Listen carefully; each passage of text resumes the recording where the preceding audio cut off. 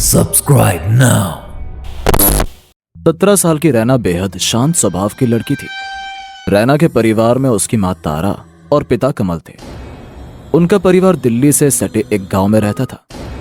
रैना जिस दिन पैदा हुई थी वो दिन पूरे गांव वालों के लिए एक शापित दिन था, क्योंकि कुछ साल पहले उस गांव में एक डायन हुआ करती थी जो कि लोगों की बलि चढ़ाकर शैतान को इस लोक में वापस लाना चाहती थी। लेकिन जैसे ही गांव वालों को यह पता चला, उन्होंने उसके घर में ही उसे आग लगाकर मार डाला।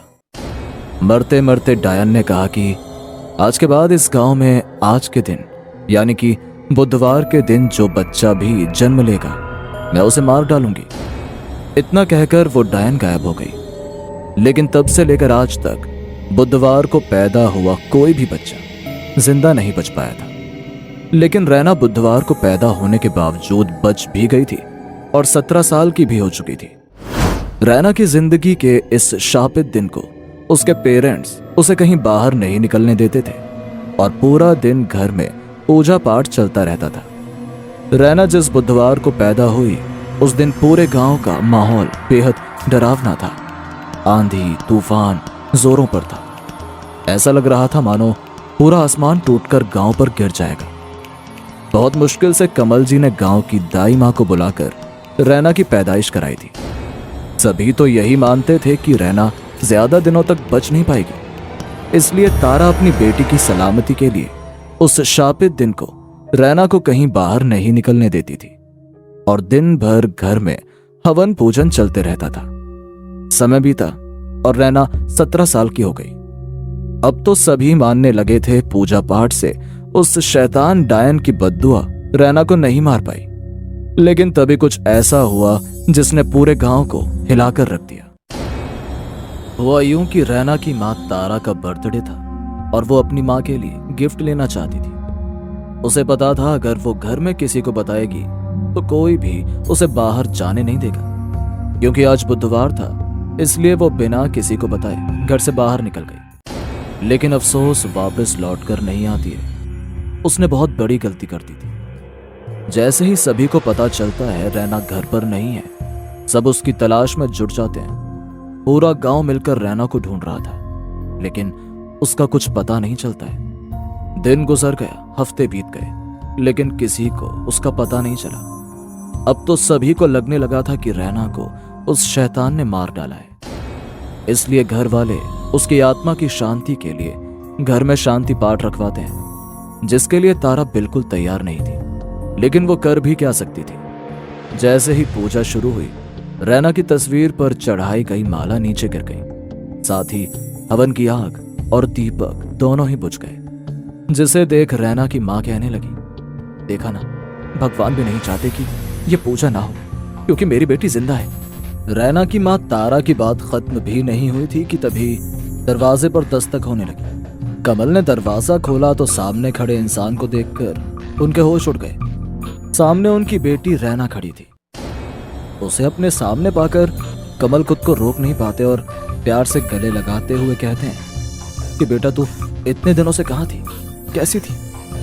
लेकिन रैना शांत नजरों से बस उन्हें देखे जा रही थी। उसकी आंखों की खामोशी बड़ी ही अजीब थी। रैना को जिंदा देखकर उसकी मां तारा तो जैसे खुशी के मारे पागल हो उठी थी। वो रैना के पास जाती है और उसे अंदर ले आती है।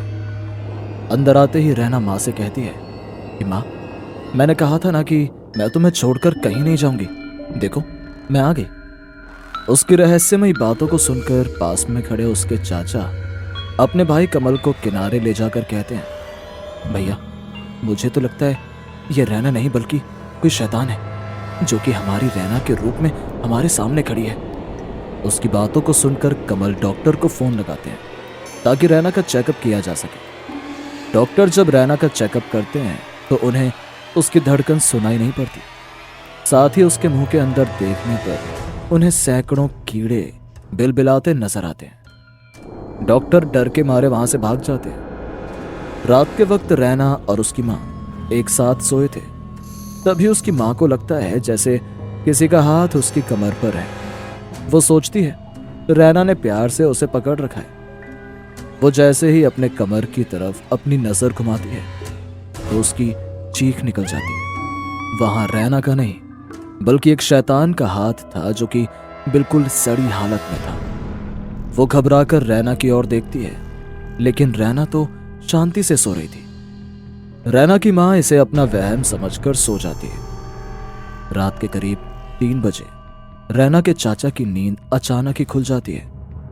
वो देखते हैं उनके कमरे की एक कोने में रैना बैठकर रो रही है। वो उसके पास जाते हैं और पूछते हैं कि क्या हुआ, तुम रो क्यों रही हो? रैना कोई जवाब नहीं देती और रोना जारी रखती है।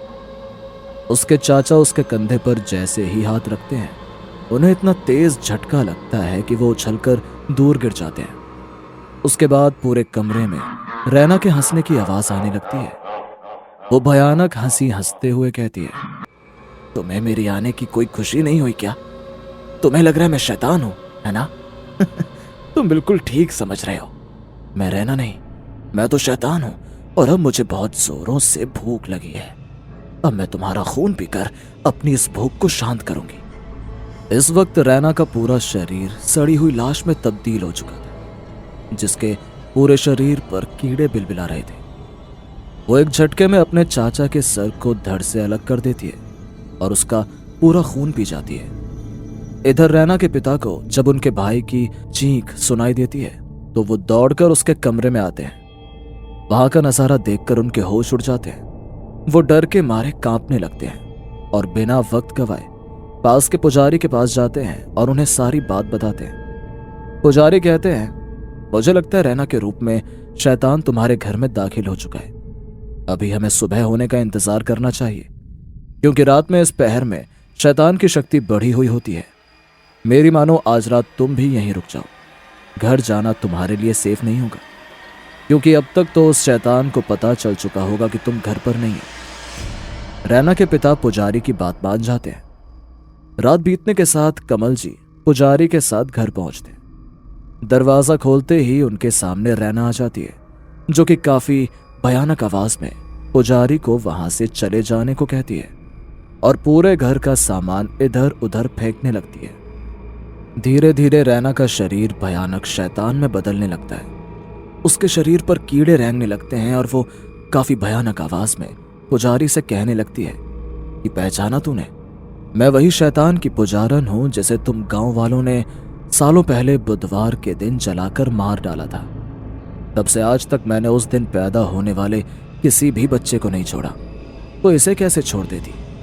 अब देख तो मैं कैसे इसके सहारे पूरे गांव को खत्म करती हूं। शैतान के इतना बोलते ही पुजारी उस पर गंगा जल का छिड़काव करते हुए मंत्रों की शक्ति से उसे बांध देते, जिसके बाद वो सभी घर वालों के साथ मिलकर रैना के लिए शांति पूजन करवाते। पूजा समाप्त होते ही रैना की बॉडी को छोड़कर शैतान वहां से चला जाता है। वहां पर बस रैना का पार्थिव शरीर पड़ा था, जो कि कंकाल मात्र रह गया था। पुजारी और उसके पिता मिलकर उसकी अंतिम क्रिया कर देते, जिसके बाद रैना की आत्मा को भी शांति मिल जाती है।